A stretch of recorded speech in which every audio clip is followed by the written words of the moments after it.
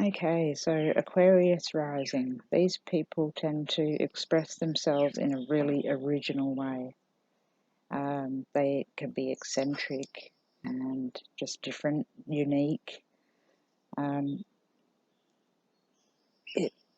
what it does, it actually gives a person this really individual flair. They are different than other people.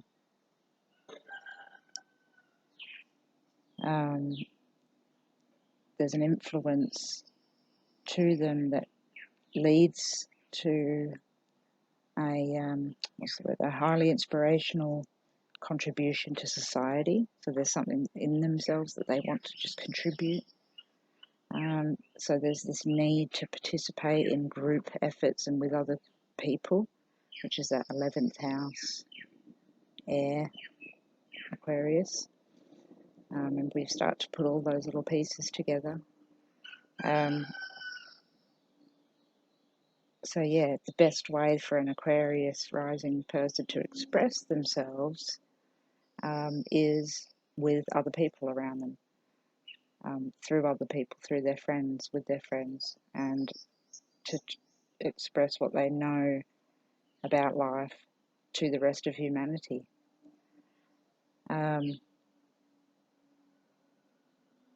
It says on here, I've noted that they're most likely to be involved in metaphysical subjects, and it seems like a huge statement to make, but it's really actually true. Aquarius rising looks for something different, and quite often astrologers have Uranus really prominent. Uranus is Aquarius, or has Aquarius really prominent, so that's a very astrological sign. Visually, to look at an Aquarian, it's hard to notice that they're different unless they look extremely different, like alien-like. Like super wild hair and everything is just completely out there. That's an Aquarius rising. Okay, then the last one is a Pisces rising. And these people are really gentle and thoughtful, very receptive and sensitive, and intuitive as well. They can get a little bit overwhelmed by too much information, too many people around. It's related to the 12th house, so remember, you're by yourself. So the Pisces rising is better by itself. It feels better by itself.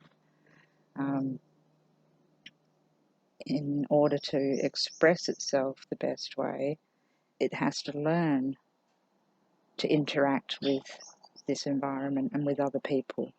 And it has to learn how to tune in to the intuitive stuff, but on a positive level. Because you can't just, if you're a Pisces or rising, or you've got heavy Pisces, heavy Neptune in your chart, and you're picking up on people's emotions and feelings around you, switching it off or escaping with drugs and alcohol, which is what Pisces rising or Pisces or Neptune does, in order to deal with all this stuff, it can only escape, so it turns to anything to escape. But there's a way that you can actually combat those things that go on in your head when you're Pisces rising, all the thoughts and all the feelings that you're getting from people around you, and that's to channel it properly, to understand that you're there for a reason in order to give this information, to process it, and to give it back to the world. So it's an important sign, Pisces, and Pisces rising, it's important for the person to integrate themselves with other people, and not have to escape because they don't want to hear the sounds around them of other people, or the noise of the person's soul, basically.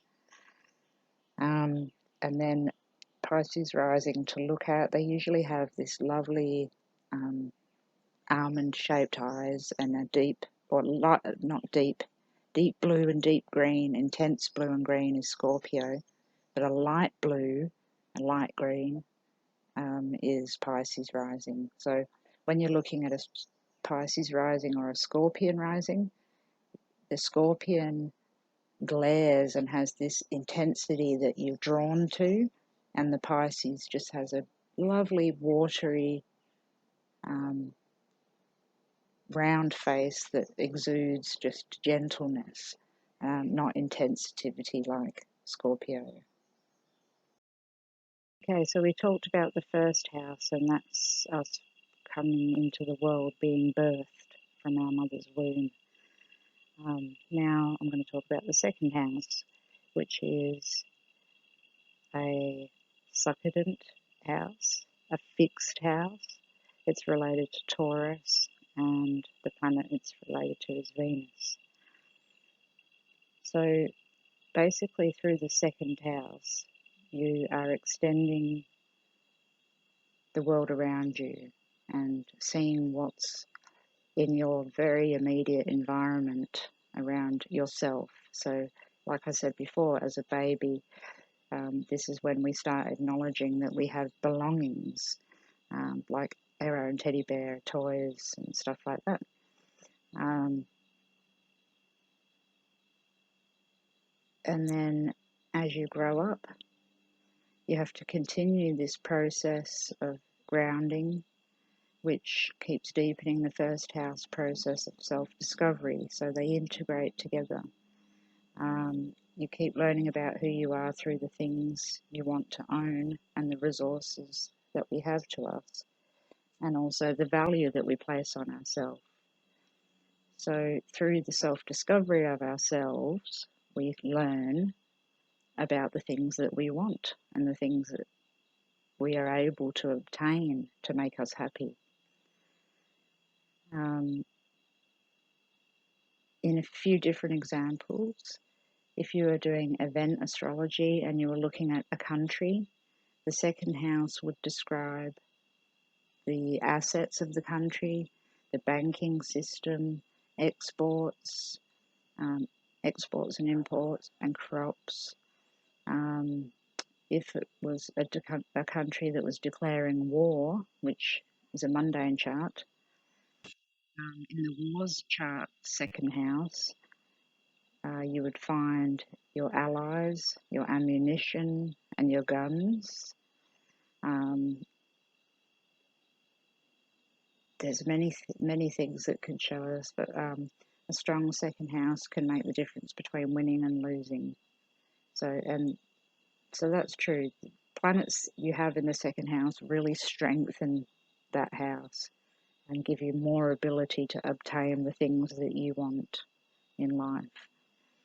But obviously, money's not everything, and struggles and things that come along with valuing ourselves and what we're worth, it runs much deeper than just money. But if you want to do a diagnosis of somebody's second house, I've got all the health of their second house, as I've put it, money is a good place to start. So if your client was to look at their bank account, what does it say about their relationship to the earth, their relationship to things around them? What possessions do they have, and does it reflect the individuality of the person or not? Do those people own the things they have?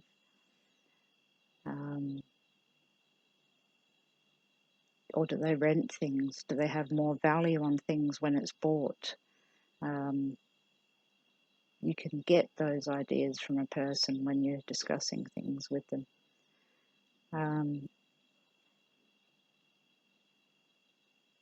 So I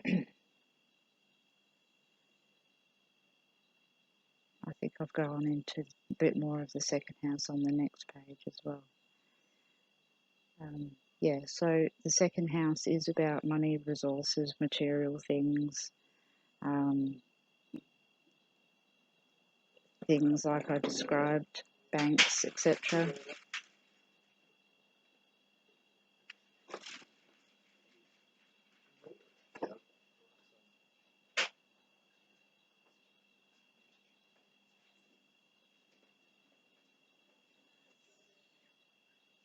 But there is other things as well, obviously, like self-worth. But self-worth comes through the things that we possess quite often. Not that it should, but it does.